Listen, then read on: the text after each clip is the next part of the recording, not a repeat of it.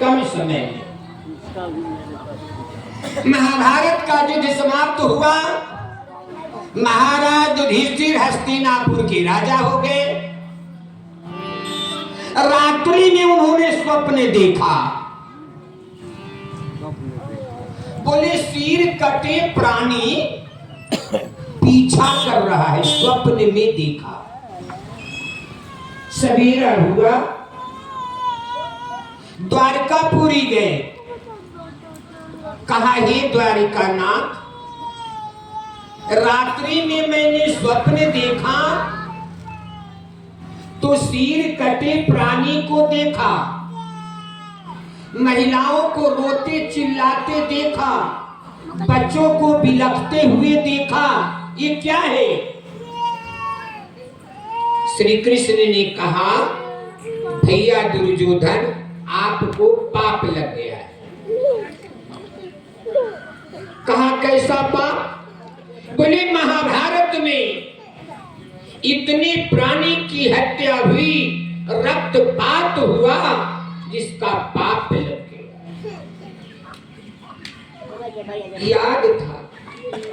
उन्होंने कहा प्रभु आपने महाभारत के मैदान में कहा कि जो कुछ कर रहा हूं मैं कर रहा हूं, तो आपने महाभारत लड़ा, आपने सब किया कराया, मुझे पाप क्यों लगा? बोले हे युधिष्ठिर, साधन में भी दोष लग जाता है।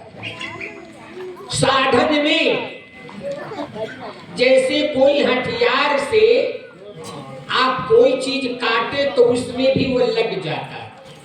बोले हे धर्मराज युधिष्ठिर, आप मेरे साधन थे, आपका मैंने उपयोग किया था, इसलिए आपको भी दोष है। भैया पर ढीला ढाला जितनी का ठीक करिए। कहा सरकार अब इसका क्या उपाय है? बोले हे महाराज, आप ही राजसूय यज्ञ करो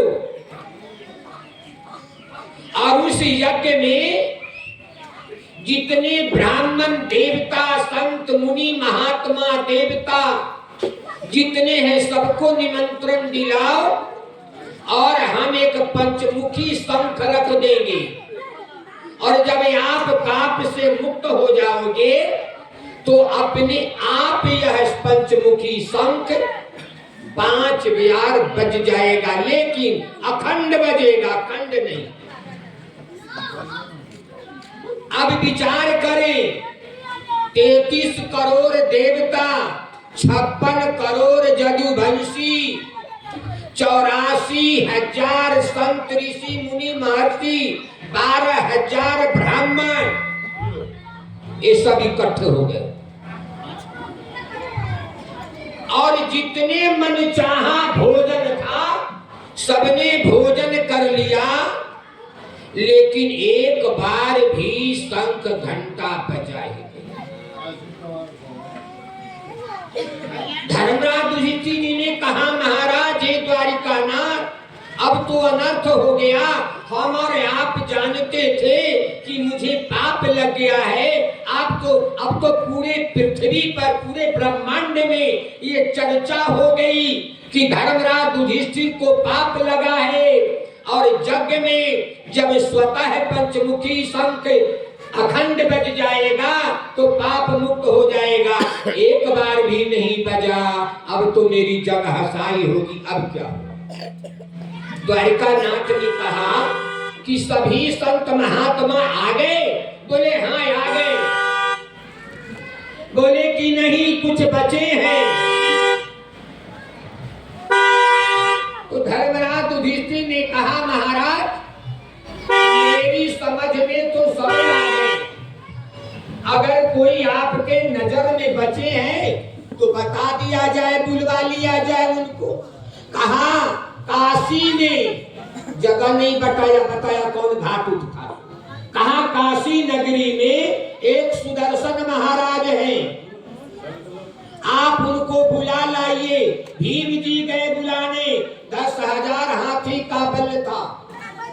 गए बुलाने काशी के शहरों में, पूछने लगे सुदर्शन महाराज जी को आप लोगों ने देखा है? सबने कहा भैया यहाँ सुदर्शन नाम का कोई नहीं। एक बुजुर्ग बूढ़े मिले, उन्होंने कहा भैया अरे उनका नाम सोपच भगत है, लोग उन्हें प्रेम से सुदर्शन कहते हैं। बोले वो काशी के घाट श्मशान पर मिलेंगे। अच्छा, अब वो गए तो हम वो बेचारे मस्त अपने काम में थे। भीम महाराज ने कहा ऐ सुपच जी, आपको भी निमंत्रण चाहिए क्या? तुझे पता नहीं है महाराज के यहाँ जग हो रहा है, वहां आना चाहिए भंडारा प्रसाद पाने के लिए। सुदर्शन महाराज जी ने कहा महाराज भी हम जाते पता है, लेकिन मुझे पता है कि राजा का अन्न नहीं खाना चाहिए। सुदर्शन महाराज जी ने कहा मुझे पता है कि राजा का अन्न नहीं खाना चाहिए, दोष लगता है इसलिए हम नहीं जाएंगे। बड़ी मुश्किल। कहा एक शर्त, 101 अश्वमेध जग का जब पुण्य आप दोगे तब हम चले। भीम जी ने कहा महाराज 1 अश्वमेध जग जो शुरू हुआ वो सफल ही नहीं हुआ, 101 अश्वमेध जग का फल आपको कहां से दिया जाए? जब कहा कि राजा का अन्न नहीं खाना चाहिए तो बोले भीम जी ने क्यों? कहा राजा के अन्न खाने से नरक में जाता। बोले क्यों? बोले राजा का जो टैक्स आता है, कर आता है, कर टैक्स, वह प्रजा के द्वारा वसूल कर आता है, उसमें आय लगा रहता है, इसलिए राजा का अन्न खाने से नरक में जाता। कौन कहा? सुदर्शन। कहा एक काम कीजिए। तो भीम जी ने सोचा भगवान श्री कृष्ण ने कहा प्रेम से लाने के लिए, नहीं तो इस अभागे को एक गदा में पताल भेज देते। सुदर्शन महाराज समझ गए, अंतर्यामी। उन्होंने कहा भैया भीम एक काम करो, मेरा 11 दाने का सुवर्णी है हाथ में, बोले कुटिया में है जरा लेते आओ। भीम जी गए लाने, इन्हें लगा हम पाताल जा रहे हैं। सुदर्शन जी कहा कि भीम जी 11 दाने का मेरा सुवर्णी जब आपसे नहीं उठा तो आप मुझे पाताल कैसे भेज रहे थे? भीम जी तो गुस्से में आए। द्वारिकानाथ जी ने कहा संत का दर्शन हुआ? कहा महाराज दर्शन तो हुआ, लेकिन वो बड़ा ऐंठा हुआ संत। कहा क्यों? कहा वो भिखारी बनकर घाट पर है, रस्सी जल गई, ऐठन न गई। फटी पुरानी कपड़े पहने वो मर्द घट्टी श्मशान में बैठा है और कहता है राजा का अन्न खाने से नरक में जाएंगे। और तो 101 अश्वमेध जग का फल मांगा है, कौन देगा? भगवान श्री कृष्ण ने कहा कोई बात नहीं। पांचों पांडव को बैठाए और खुद बैठे, द्रौपदी भी बैठी और इतने रथ पर चढ़ करके चले सुदर्शन महाराज के पास। मैं संत की कहानी कह रहा हूं, ये भगवान की नहीं। एक योजन जहां पर सुदर्शन महाराज की कुटिया थी, उससे 1 योजन पहले, यानी 1 योजन का अर्थ है 4 कोस, 4 कोस पहले रथ रोक दिया गया और भगवान श्री कृष्ण, द्रौपदी, पांचों पांडव चप्पल जूते जूतियां उतार कर रथ में रख दिए और नंगे पांव सुदर्शन महाराज से मिलने। जब सुदर्शन महाराज से मिलने आए, द्रौपदी हाथ जोड़कर खड़ी हो गई। कहा महाराज ये भारत की नारी, कहा महाराज आपने बड़े कम यज्ञ का फल मांगा है, आपने 101 यज्ञ का ही मांगा है, आप हजार हजार मांगिए मैं देने को तैयार हूं। द्रौपदी की बोले वो कैसे? बोले महाराज संत भगवान ने लिखा कि संत दरस को जाइए तजिए कपट अभिमान, ज्यो ज्यो पद भूमि पड़े त्यों त्यों तीर्थ समान। सरकार मैं आपके दर्शन के लिए पैदल आई हूँ, एक एक पद मेरा असमेघ जग का फल है। क्या बात। और दूसरा संत भगवान ये कहते हैं कि माता पिता सास ससुर और पति की सेवा तीर्थ के समान है। सरकार एक पति नहीं मैं 5 पति की सेवा।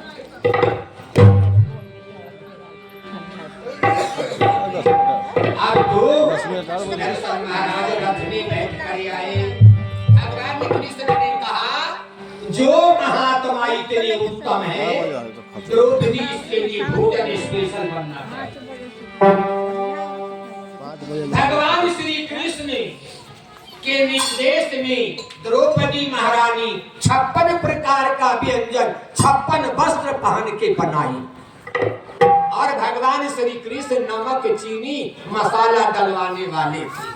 रंग रंग के व्यंजन बन गए, परोसा गया। लेकिन सुदर्शन महाराज ऐसे संत थे जो मात्र 5 ग्रास ही भोजन करते थे, 5 से ज्यादा नहीं करते थे। बोले क्यों? बोले वो साधक थे, वो अंधविश्वास में नहीं थे, वह साधक थे परमात्मा के।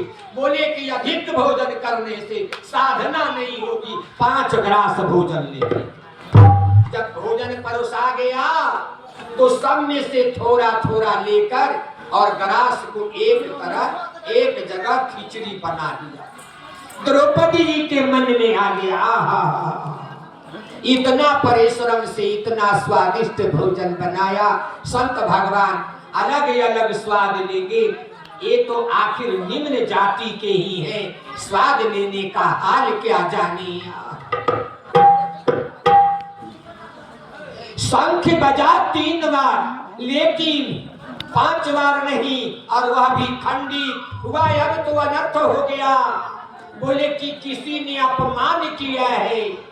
द्रौपदी से पूछा गया, द्रौपदी जी ने कहा सरकार मैंने मन में ऐसा सोचा था। फिर से 56 प्रकार व्यंजन बनाकर 56 वस्त्र पहन करके द्रौपदी भोजन बनाई और वह भोजन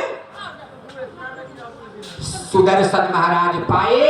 अखंड 5 बार पंचमुखी शंख से ध्वनि हुई, यज्ञ से निर्वृत्ति हो गई, पाप से निवृत्ति हुई, यज्ञ सफल हुआ। इसीलिए कहा